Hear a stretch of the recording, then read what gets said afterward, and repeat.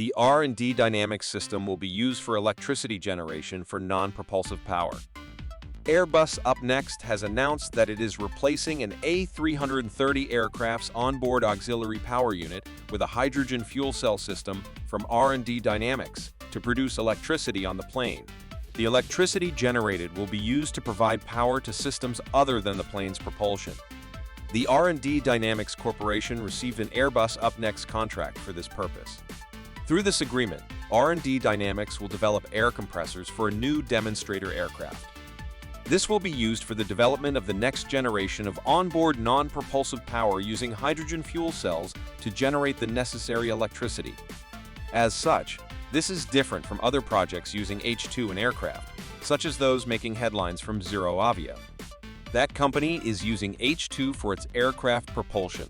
In this case, the electricity generated will be used for other in-flight applications.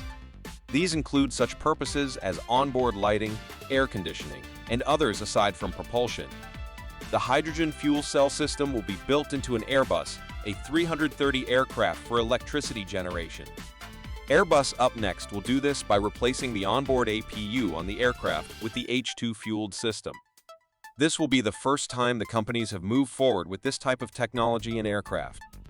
The R&D Dynamics Corporation is a company based in Connecticut. It is focused on conducting research, design, and manufacturing for energy-efficient, reliable, fossil fuel-free, foil-bearing-supported high-speed turbomachinery. This type of technology comprises a broad spectrum of different types of devices and applications. For instance, it includes a range of turbo expanders, turbo generators, compressors, and a number of other applications. R&D Dynamics is already in collaboration with several major players in aerospace, as well as commercial customers.